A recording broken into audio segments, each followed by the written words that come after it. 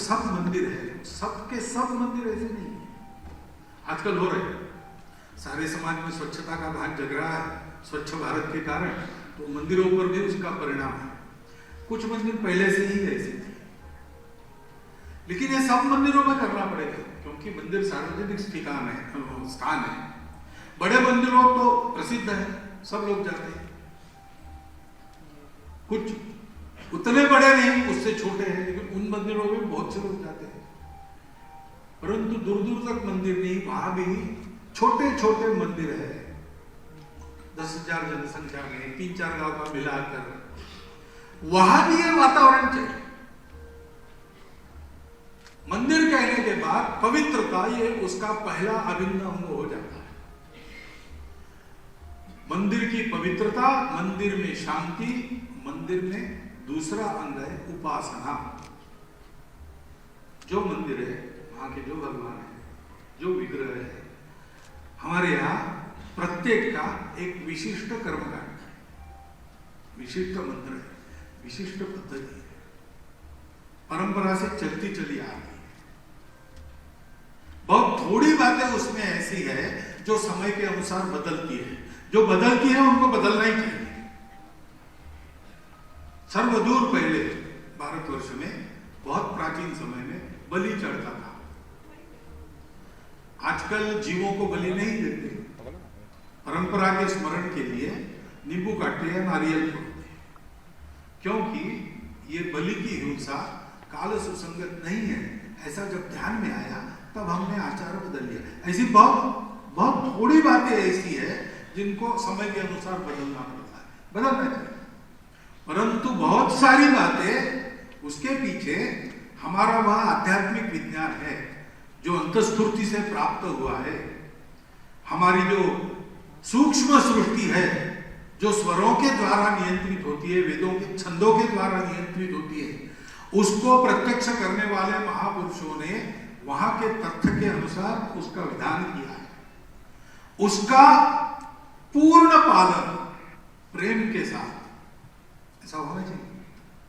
इसके लिए मंदिर में अर्चक जो है, पूजा करने वाले, उनका प्रशिक्षण चाहिए, उनका मंत्रोच्चारण स्पष्ट चाहिए।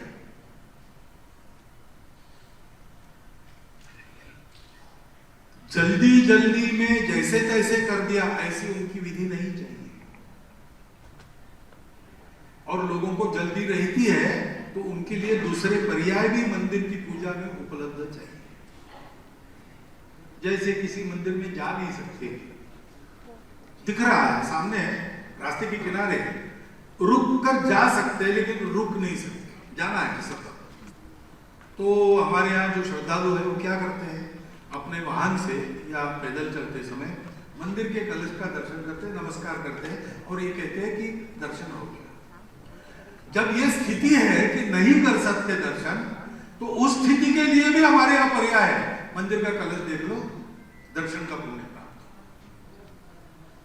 मुख्य क्या है, मुख्य बात यह है कि तुम्हारी श्रद्धा है वो टिकी रहनी चाहिए।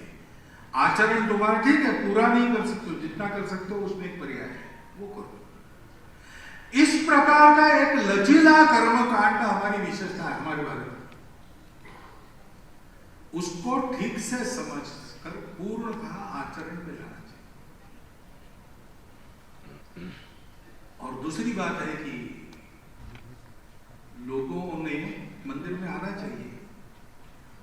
मंदिर तो भक्तों के आधार पर चलेगा, भक्त आएंगे नहीं तो भगवान को देखने वाले कौन होंगे। और इसलिए मंदिर में हमारे प्राचीन समय में सारी बातें चलती थी। मंदिर में गुरुकुल होता था, वहां शिक्षा चलती थी। मंदिर में हमारे तत्वज्ञान की चर्चा करने वाले विद्वान, वेदपाठी, ये सब रहते थे। सतत ग्रंथों का पठन होता था। मंदिर में थोड़े बौद्धिक दृष्टि से और सामान्य स्तर के लोगों को भी समझ में आएंगे ऐसे कार्यक्रम, कथा, प्रवचन, पुराण के रहते थे। उसके द्वारा नई पीढ़ी को हमारी परंपरा का पता चलता था, कथाएं पता चलती थी, एक अपनत्व उसके कारण उत्पन्न होता था। महात्मा गांधी जी ने कहा है कि कीर्तन में हरिश्चंद्र की कथा सुनी और सत्य की प्रीति उनके मन में बचपन में निर्माण होती है। संस्कार होता है। मनुष्य जहां कुछ मिलता है वहां जाता ही जाता है। मनुष्य को पैसा मिलता है तो वो आता है, मनुष्य को अन्य चीजें मिलती, उसकी इच्छा तृप्त होती इसलिए आता है। भक्तों के प्रकार भी है। आर्त, जो पीड़ा में है इसलिए कोई सहारा नहीं, हारे को हरि नाम, जाता है मंदिर में। कुछ चाहिए मन्नत कहने के लिए आता है मंदिर में, अर्थार्थी। कोई सोचता है ये क्या मामला है मंदिर और भगवान, वास्तव में क्या है जाके देखो। जैसे विवेकानंद पहले बैठ के इधर उधर, जिज्ञासु और ज्ञानी जो जानता है कि है, उसकी श्रद्धा पक्की है, उसको पाना है। क्या पाना है? और कुछ नहीं पाना है, उसको ही पाना है, कुछ नहीं। तो ऐसे लोग जाते हैं मंदिर में, और इसलिए मंदिर में गुरुकुल है, मंदिर में संस्कार है। इससे लोगों को यह भी अनुभव होता है कि मुझे पैसा नहीं मिला, मुझे कोई वस्तु नहीं मिली, मेरी इच्छा कोई तृप्त नहीं हुई, लेकिन यहां आने के बाद मेरा व्यक्तित्व समृद्ध हुआ। तो इसको मनुष्य समझता है, सब मनुष्य समझ, जो पढ़ा लिखा नहीं है, जो सोचता नहीं है, बुद्धि से अति सामान्य, वो भी अच्छा संस्कार मिला तो वहां पर आते रहता है, क्योंकि उसको लगता है मुझे कुछ मिलता है। इसलिए मंदिर में संस्कारों की व्यवस्था होनी चाहिए, मंदिर में शिक्षा की व्यवस्था होनी चाहिए, और मंदिर में लोगों के दुख दूर करने की व्यवस्था होनी चाहिए, क्योंकि मंदिर भगवान का घर है। दुख दूर भगवान के घर में नहीं होगा तो काम।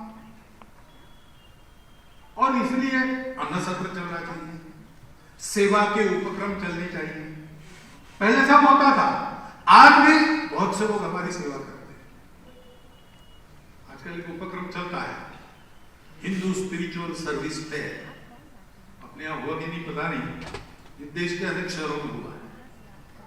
उसमें सारे सनातन परंपरा के जितने संस्थान, धर्माचार्य, मंदिर आदि आदि है, वो अगर सेवा कार्य करते होंगे तो उनको निमंत्रित करते हैं।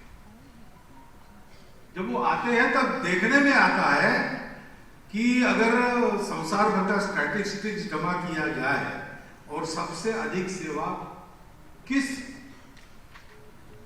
धर्म के, किस सभ्यता के, किस संस्कृति के लोग करते हैं, ऐसा गिना जाए तो हमारे इन धर्म संस्थानों के और आचार्यों के द्वारा जो सेवा चलती है वो सबसे अधिक है। आप लोगों की जो वास्तविकता है, कोई सर्वे कर सकता है, करना है, वास्तविकता है, ये चलना चाहिए। और साथ साथ लोगों के भौतिक उन्नति की भी चिंता होनी चाहिए,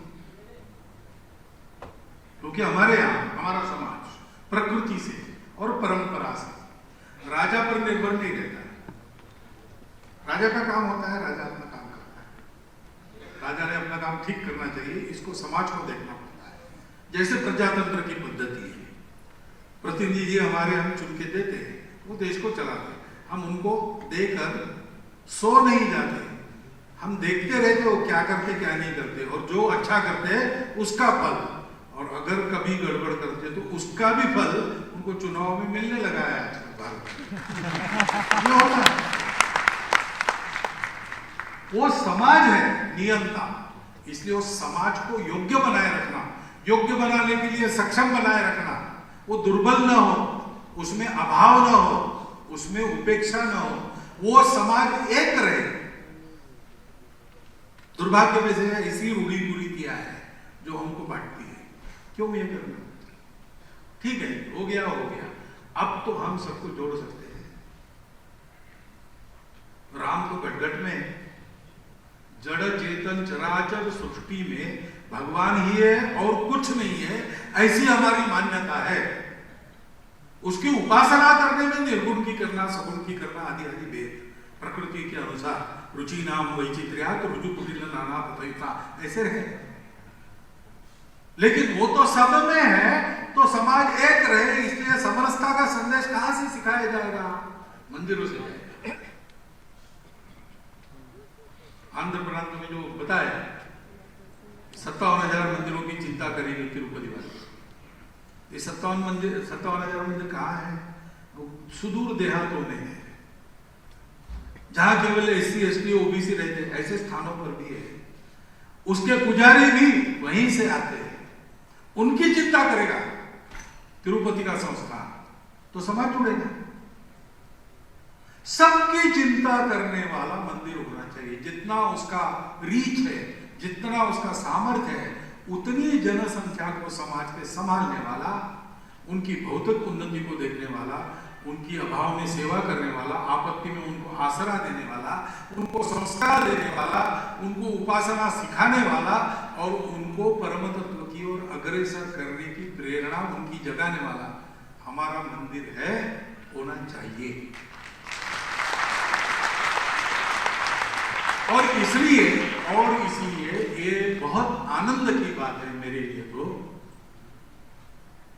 मैं जानता हूं हमारे धर्माचार्यों में जाता रहता हूं, उनका ये प्रयास रहता है, हर एक का अपना अपना रहता है, कुछ लोग मिलकर भी करते हैं। लेकिन आज देश विदेश की सनातन परंपरा के मंदिरों को यहाँ पर एकत्रित प्रतिनिधि स्वरूप में क्यों न हो, लेकिन 700 के ऊपर ऐसे धर्म स्थानों का एकत्रीकरण यहाँ देखकर मुझे बहुत आनंद हो रहा है। क्योंकि इसके आधार पर समाज को जोड़ने वाला, समाज को ऊपर उठाने वाला, समाज को बिखरने न देने वाला और इसके संगठित समाज के द्वारा राष्ट्र को परम वैभव संपन्न बनाने वाला। और कौन सा राष्ट्र? हमारा राष्ट्र जो सारी दुनिया को अपना कुटुंब मानकर सारी दुनिया को सुख शांति का मार्ग देने में आज सक्षम है, उस राष्ट्र को उन्नत करने वाला, धर्म समाज को देने वाला ये मंदिर का उपक्रम, ये अगर इसको फिर से पुनर्प्रतिष्ठित करना है उसी रूप में, तो संगठित सामर्थ्य की आवश्यकता है। और संगठित सामर्थ्य का पहला कदम है कनेक्ट।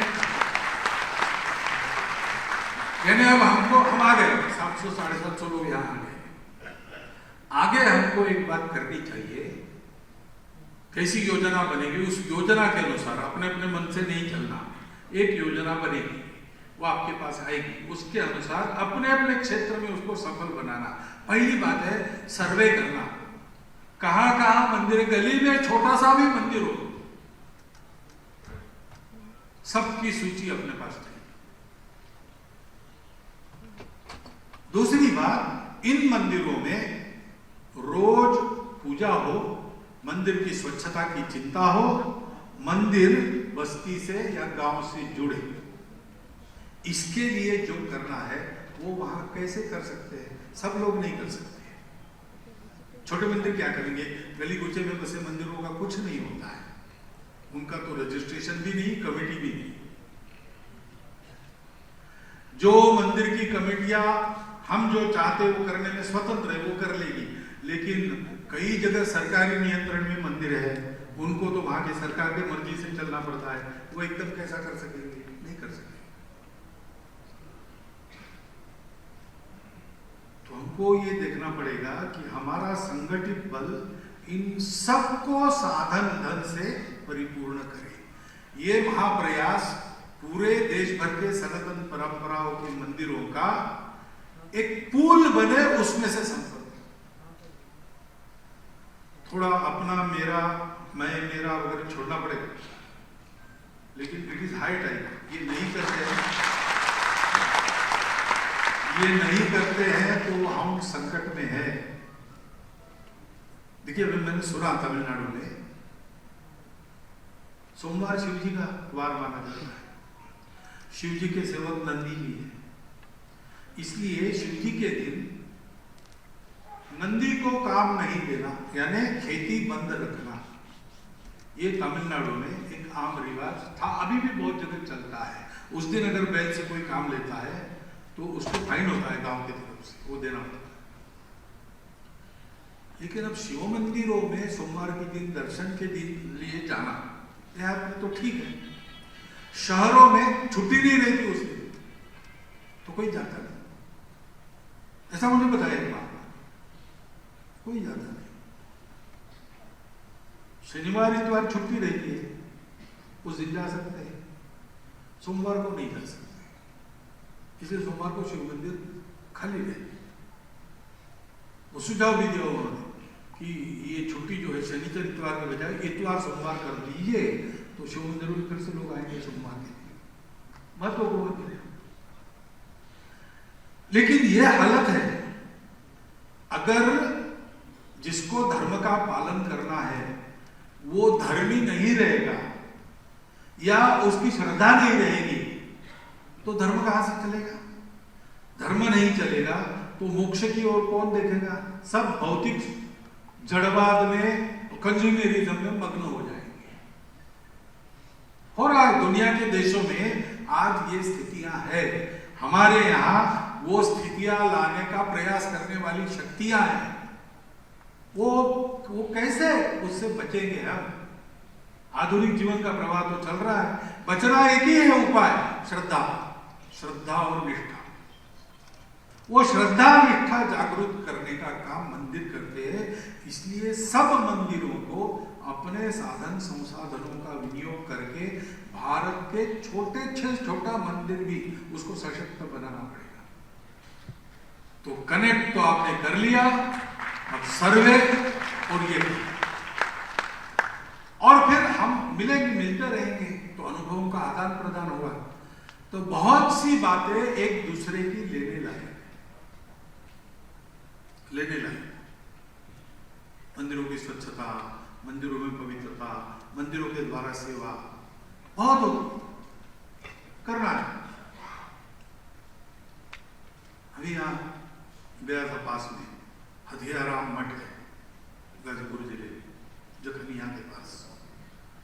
तो वो मंदिर, वहां के स्वामी जी 4-5 महीना आसपास के अंचल में घूमते हैं, सबको मिलते हैं, सब जाति के लोग, सब पार्टियों के लोग, सब पंथ संप्रदायों के लोग। वो उनको बहुत अच्छा मानते हैं, इसलिए उस मंदिर को भी बहुत अच्छा मानते हैं। सब लोग आते हैं और वो वहां प्रयास कर रहे हैं, संस्कार देना, शिक्षा देना, कुछ करना वहां की जनता के लिए। तो वो मठ एक तरह से वहां के जनजीवन में एक धुरी बनता जा रहा है। ऐसे बहुत है, मैंने अभी देखा, इसलिए आपको उदाहरण दिया। आप में से भी बहुत लोग ये सब करते होंगे, लेकिन सब मंदिरों, क्योंकि अपने यहाँ पर बहुत ज्यादा बड़े मंदिर नहीं है, मध्यम मंदिर है, लेकिन वो भी एक हद तक मर्यादित है। बिल्कुल छोटी स्थानों पर भी छोटे मंदिर है, वहां श्रद्धा जगे, वहां निष्ठा जगे, तो पूरा समाज इस प्रकार धार्मिक बनकर सद्व्यवहार, संयम लेके देश के लिए, धर्म के लिए, संस्कृति के लिए त्याग करने के लिए उद्यत हो जाएगा। चौथी बात, महत्व की बात है कि हमारे नई पीढ़ी को हमको ये सब देना पड़ेगा मंदिरों के द्वारा,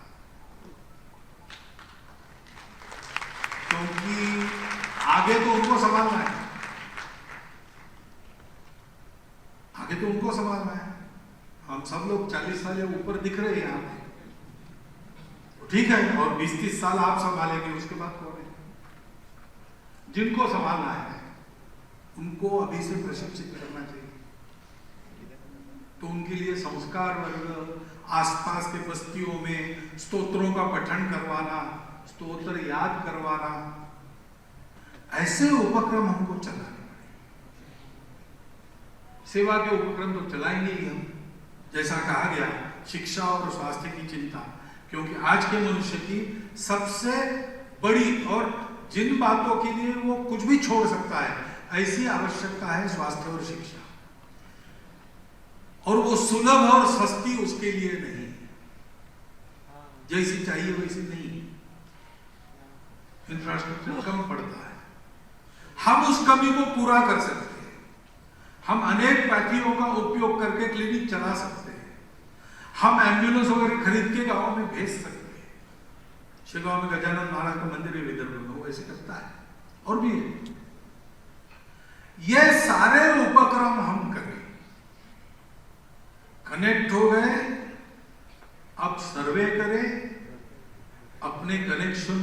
सर्वव्यापी करे, साधन संसाधनों को एकत्रित करके मंदिर में उपासना, मंदिर में पवित्रता स्वच्छता, मंदिर के द्वारा सेवा के वगैरह वगैरह उपक्रम, और मंदिर के द्वारा और भी एक बात होती थी हमारे यहाँ, अपनी कलाओं को प्रतिष्ठा और उत्तेजन, कला और कारीगरी, इसका आश्रय मंदिर था।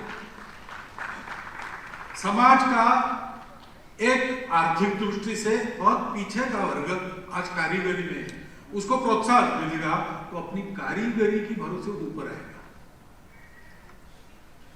और कलाकार वर्ग का कोई पालक नहीं रहता है। पहले उनको राजा आश्रय देते थे, आजकल वैसा नहीं, जो व्यवस्था है लेकिन वो कम पड़ती है। और अपनी कलाएं जो है, अपनी नृत्य कला, अपनी चित्रकला, अपनी संगीत कला, सब बातें सत्यम शिवम सुंदर का प्रवर्तन करने वाली कलाएं हैं। आप अपनी किसी भी मंदिर में जाके मूर्तियां देखिए, भगवान की नहीं देखिए, इधर उधर कमरे पर जो कोरी हुई होती है, उकेरी हुई होती है, उन मूर्तियों को देखेंगे तो उसका भाव देखिए। हमारा शिल्प उसके चेहरे पर भाव देखते हैं। छोटी छोटी बातों में से सत्यम शिवम सुंदरम का संदेश जाता है। हमारे देवी देवता शस्त्रधारी है, लेकिन शस्त्र को ऐसे पकड़ते जैसे कमल के फूल की नाल पकड़ी है। देखिए मूर्ति, ये सारी जीवन के प्रति जो आस्था है, कोमलता है, सुंदरता है, पवित्रता है, वो हमारी कलाओं में से प्रकट होती है। उसको प्रोत्साहन देने वाला मंदिर होना चाहिए। क्योंकि और एक बात है, कला और कारीगरी से हमारे यहाँ उत्कृष्टता की, एक्सेलेंस की साधना चलती रहती है। और इसलिए आपने सुना होगा कि ढाके के मलमल की बराबरी का सूत आज भी बना नहीं है। ये हमारे हाथ से कपड़ा बुनने वाले कारीगरों की उत्कृष्टता थी। मैंने स्वयं देखा है झारखंड में, पुरानी हमारी प्राचीन पद्धति से हमारे वनवासी बंधु लोहा आज भी कुछ कुछ बनाते हैं। उन्होंने बनाया हुआ लोहा, उसके 17 पैरामीटर्स उसमें उत्कृष्ट है। उन 17 पैरामीटर्स को उस स्तर तक उत्पन्न करना आज कंप्यूटराइज्ड स्टील फैक्ट्रियों में भी संभव नहीं है। ये प्रत्यक्ष प्रयोग हुआ, मैंने देखा। ये जो उत्कृष्टता की साधना है, फिर समाज में सर्वत्र उत्कृष्ट से कुछ काम नहीं लेंगे, ये भावना उत्पन्न होती है, समाज आगे बढ़ता है कर्तृत्व में भी। ये सारी बातें करना है हमको, बाकी तो है ही, बाकी का उल्लेख भी हुआ है, वो करना ही पड़ेगा, उसके आधार पर ही ना आगे जाएंगे। परंतु यह होना पड़ेगा, और ये होना पड़ेगा इसलिए, और एक चिंता हम सब लोग मिलकर कर ले, कैसे की जा सकती है मैं नहीं जानता। मंदिर को चलाने वाले भक्त होने चाहिए।